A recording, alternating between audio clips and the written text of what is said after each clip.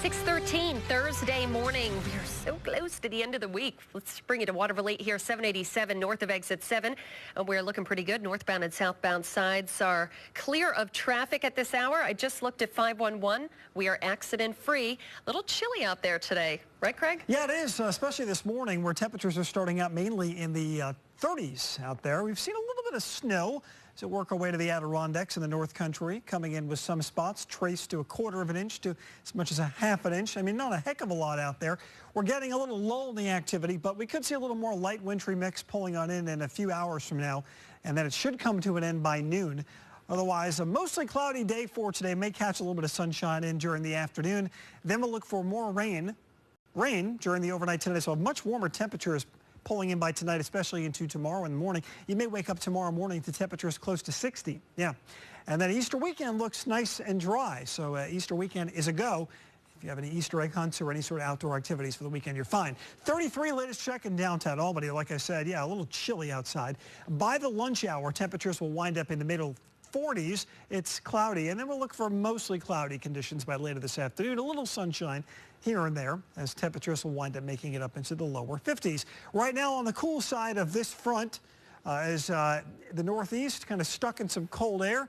High pressure to the north of us, blocking this front from sort of advancing any further north. Eventually, though, this area, low pressure, will advance toward our area, and this front will start to retreat northward and get us into some of that warmer air, so it will win out, and we'll get some warmer air by late in the day today through the overnight tonight and into tomorrow, right before we see a cold front swing through, give us some showers, and then we'll clear ourselves out for the weekend looking good.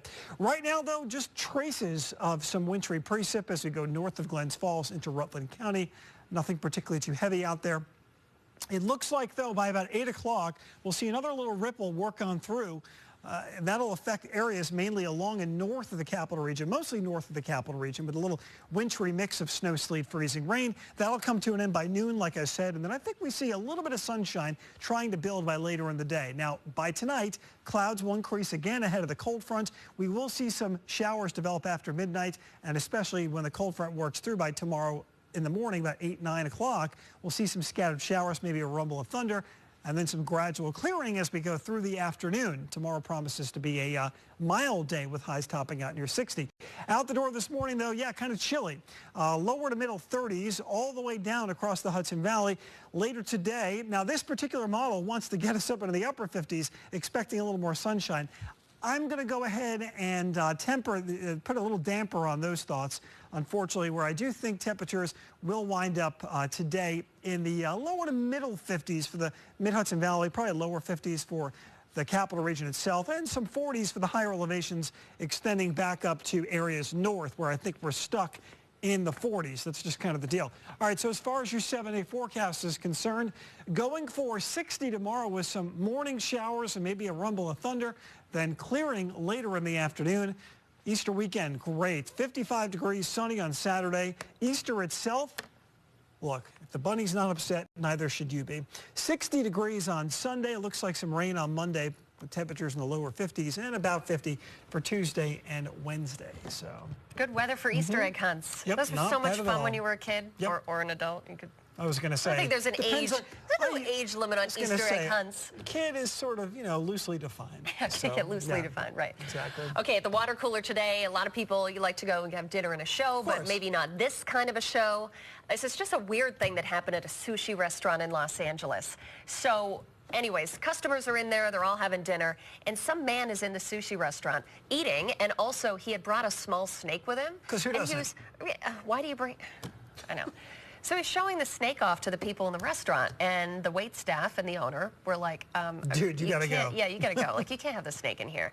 And so the guy leaves, and apparently he was pretty upset because he came back in, only this time he didn't have the little snake with him. He had a 13-foot python, brought it into the store. Apparently he was swearing and yelling, and he just dropped the snake in the middle of the sushi restaurant and left.